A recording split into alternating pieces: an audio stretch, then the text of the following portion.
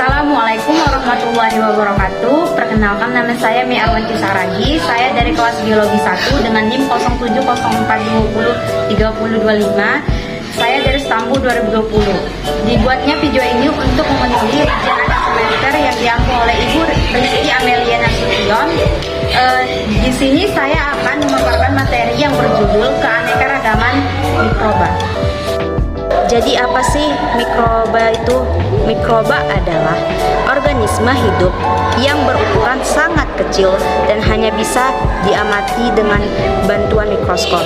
Mikroorganisme ini ada yang tersusun dari satu sel atau uniselular dan ada yang tersusun atas beberapa sel atau multiselular. Keanekaragaman mikroba yang pertama itu adalah archaea. Archaea adalah kelompok mikroorganisme yang bersel tunggal.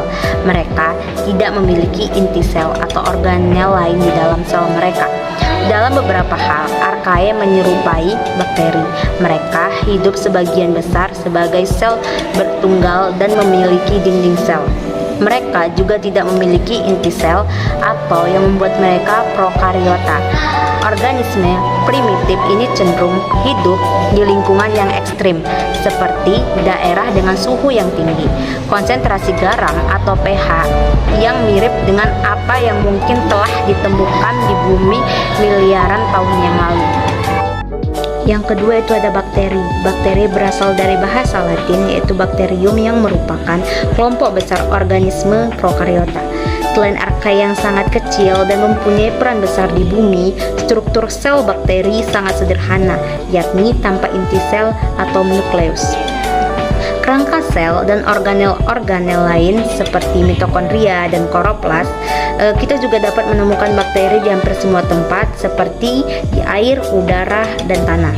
Dalam simbiosis dengan organisme lain maupun sebagai agen patogen atau parasit, bahkan bakteri juga terdapat pada tubuh manusia. Secara umum ukuran bakteri itu 0,5 sampai 5 mikron.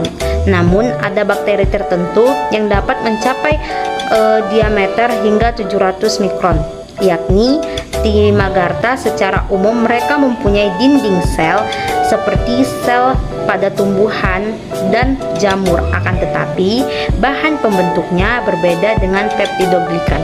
Beberapa jenis bakteri mampu bergerak atau motil dengan pergerakannya ini karena memiliki flagel. Yang ketiga, pungi atau jamur. Pungi atau jamur merupakan nama ragnom dari sekelompok besar makhluk hidup eukariotik heterotrot yang mencerna makanan di luar tubuh, kemudian menyerap molekul-molekul nutrisi ke dalam sel-selnya. Pungi mempunyai beragam bentuk.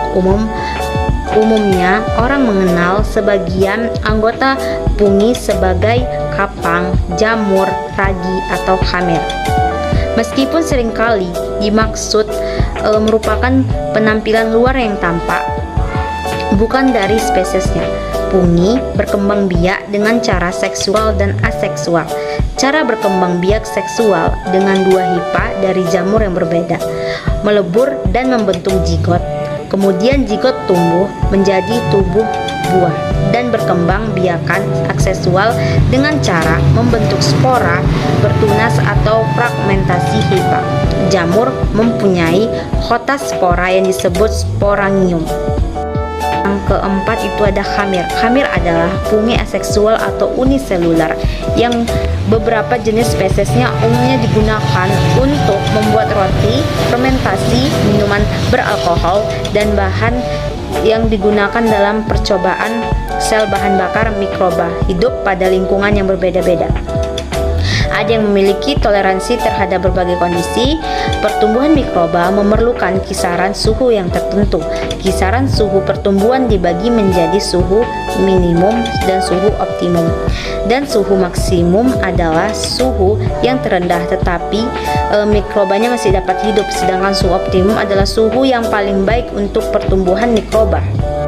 Itu ada virus. Virus merupakan parasit yang berukuran mikroskopik yang dapat menginfeksi sel organisme biologis. Virus juga bersifat parasit obligat karena virus hanya bisa bereproduksi dalam material yang hidup dengan menginvasi dan memanfaatkan sel makhluk hidup. Karena virus tidak mempunyai perlengkapan seluler untuk bereproduksi sendiri. Virus biasanya mengandung sedikit asam nukleat yang diselubungi semacam pelindung yang terdiri dari protein, lipid, glikoprotein, atau kombinasi ketiganya. Genom virus ini menyambung baik protein yang digunakan untuk membuat bahan genetik maupun protein yang dibutuhkan dalam daur hidupnya. Kata virus biasanya tertuju pada partikel-partikel yang menginfeksi sel-sel eukariota atau organisme multisel dan banyak jenis organisme sel tunggal. Dan istilah bakteriofag atau fage digunakan bagi virus yang menyerang jenis-jenis sel prokariota atau bakteri dan organisme lain yang tidak berinti sel.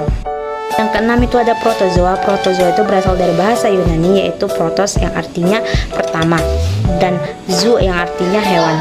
Jadi protozoa adalah hewan pertama. Protozoa ialah kelompok lain dari protista eukariotik. Terhadap perbedaan antara algae dan protozoa kurang jelas. Mayoritas dari protozoa hanya dapat dilihat di bawah mikroskop. Beberapa organisme mempunyai sifat antara protozoa dan algae. Contohnya algae hijau Euglonovita. Selnya mempunyai flagel dan merupakan sel tunggal yang mempunyai klorofil, akan tetapi dapat kehilangan klorofil dan kemampuan untuk berfotosintesis. Semua spesies dari Euglonovita yang dapat hidup pada nutrien kompleks tanpa adanya cahaya. Beberapa ilmuwan memasukkan dalam film protozoa dibedakan dari prokariot karena memiliki ukuran yang lebih besar dan selnya eukariot. Struktur dan organ mikroba. Bakteri struktur tubuh bakteri dari luar ke dalam sebagai berikut. Yang pertama itu ada flagella atau flagellum, yang kedua ada fil atau fimbria, yang ketiga itu ada kapsul, yang keempat itu ada dinding sel, yang kelima itu ada membran plasma atau selaput sitoplasma, yang keenam itu ada sitoplasma, yang ketujuh ada ribosom, yang kedelapan ada DNA, yang kesembilan ada mesosom, yang kesepuluh ada kromosom, yang ke-11 ada vakuologas. Pertama itu ada flagella. Flagella atau flagellum merupakan alat gerak bagi bakteri yang berbentuk batang atau spiral. Dengan adanya flagella, bakteri dapat bergerak menuju kondisi lingkungan yang menguntungkan atau menghindari dari lingkungan yang merugikan bagi kehidupannya. Kedua itu ada fili atau fimbria. Fili atau fimbria filus, bahasa latinnya itu fil rambut, atau fimbria. Fimbria itu daerah pinggir. Adalah struktur seperti flagella tetapi berupa rambut-rambut yang memiliki diameter lebih kecil, pendek dan kaku, dengan terdapat di sekitar dinding sel. Fungsi filus atau fimbria adalah sebagai berikut. Yang pertama itu dapat membantu bakteri yang menempel pada suatu medium tempat hidupnya. Yang kedua itu dapat melekatkan diri dengan sel bakteri lainnya. Yang ketiga itu ada kapsul. Kapsul, bakteri ini mempunyai lapisan lendir yang berbentuk padat dan tebal yang disebut kapsul. Kapsul sendiri tersusun dari glikoprotein atau senyawa campuran antara glikogen dan protein. Sedangkan pada lapisan lendir tersusun dari air dan juga polisakarida. Lendir ini menjadikan permukaan sel bakteri menjadi licin. Fungsi kapsul bagi bakteri sebagai berikut. Yang pertama itu sebagai alat pertahanan dan perlindungan bagi bakteri. Yang kedua itu dapat mencegah kekeringan pada sel bakteri. Yang ketiga itu dapat menjadi alat merekat bakteri pada sel inang. Yang keempat itu ada sumber makanan bagi bakteri. Yang keempat itu ada dinding sel. Dinding sel yang berfungsi sebagai pelindung dan pemberi bentuk sel bakteri. Bakteri mempunyai dinding sel yang tersusun dari peptidoglikan, yaitu gabungan protein dan polisakarida. Berdasarkan perbedaan ketebalan lapisan peptidoglikan pada dinding selnya, bakteri dibedakan menjadi dua macam, yaitu ada bakteri gram positif dan bakteri gram negatif. Yang kelima yaitu ada membran plasma. Membran plasma atau selaput sitoplasma. Membran plasma ini bersifat selektif permeabel. yang berarti hanya dapat dilalui oleh molekul zat tertentu. Dan membran plasma ini tersusun dari fosfolipid dan protein. Fungsi membran plasma ini sebagai berikut. Yang pertama, sebagai alat transport elektron dan proton yang dibebaskan saat oksidasi bahan makanan. Yang kedua itu ada alat pengatur pengangkutan senyawa yang masuk atau keluar dari membran sel. Yang ketiga itu ada tempat pembentukan mesosom. Yang keenam itu ada sitoplasma. Di dalam membran sel terdapat sitoplasma. Dalam sitoplasma terdapat asam nukleat, protein, karbohidrat, lemak, ion organik, dan kromatofora. Sitoplasma ini berfungsi sebagai tempat terjadinya reaksi-reaksi kimia sel.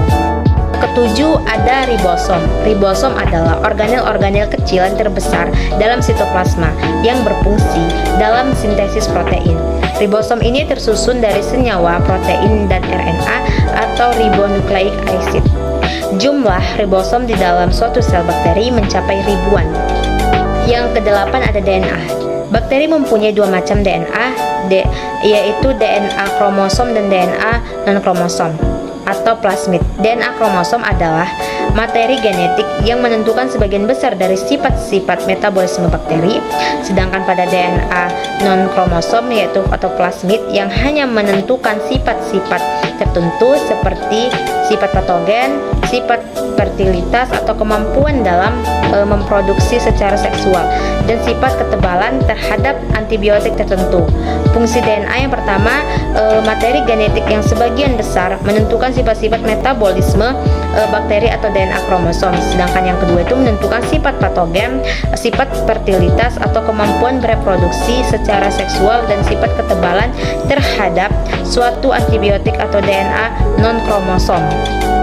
Kesembilan itu ada mesosom. Mesosom adalah organel sel yang memiliki penonjolan pada membran plasma ke arah dalam sitoplasma.